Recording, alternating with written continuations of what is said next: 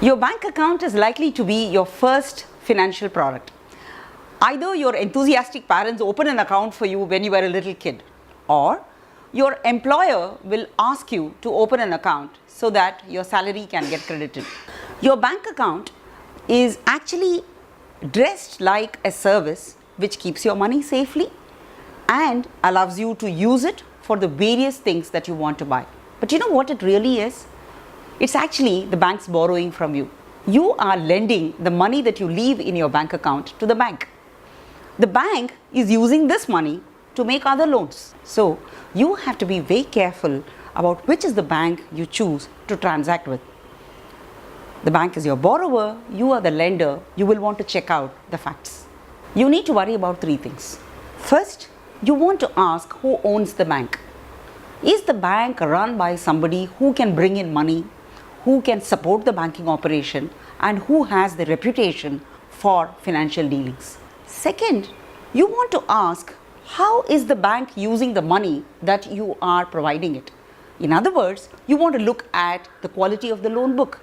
The bank could be government owned, the bank could be a cooperative, but if you find that the loans are not being done carefully and they're going bad, you have to worry, because the bank can default on the payments to its lenders if its books are bad.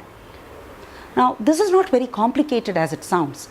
If you really want to dig deep, you can go to the RBI website, look at banks and see who owns them, what is the capital, what is the loan book, what is the non-performing asset or NPA, or you can learn what to avoid.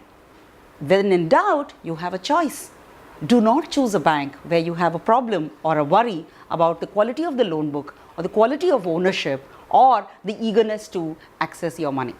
When you have a bank account, the bank wants to understand how much of your money is available to them for use. So how the bank will treat you will depend on these balances that you keep with the bank.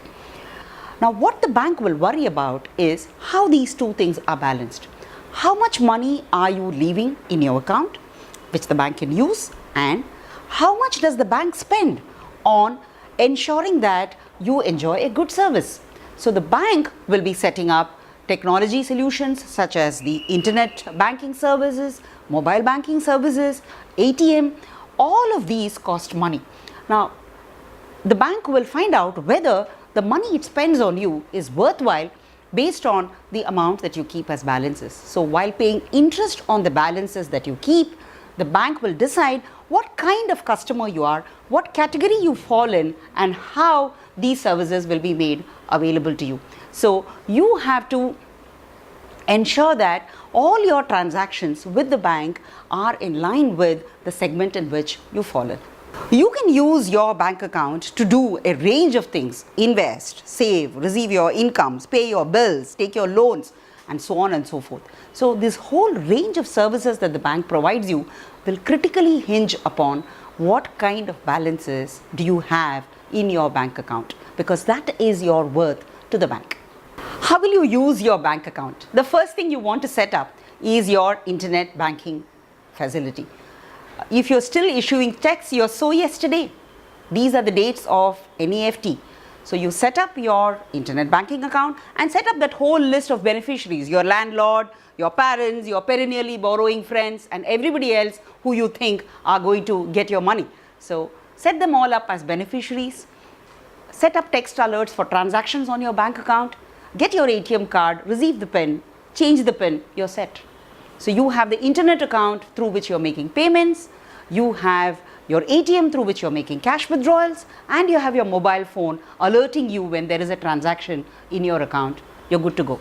So if your grandfather told you that you must have several bank accounts, he was living in the paper era. In this day of the tax information network, your PAN number which you use to open the bank accounts will help the taxman to bring all your bank accounts together in a matter of seconds. So do not open too many bank accounts. Have one account in which your income is coming in and you know that you can account for what is coming there, and be aware of those Nigerian emails which ask you to transfer money through your bank accounts. You can't explain that to the taxman. So have a few accounts into which your income, your investments, your payments are all set up and you're able to understand what's going on there. And if you opened a zero balance account with your employers, ensure that when you change your job, you close that account. It may not remain a zero balance account after you have left the job. If you had one bank account which you used and developed over a period of time into a place where you receive your incomes and conduct your transactions, there are several benefits. Not only will you be able to use it when you apply for visas, but you can also get loans, you can get pre-sanctioned personal loans, you may be able to use overdraft facilities. The bank will be happy to support you.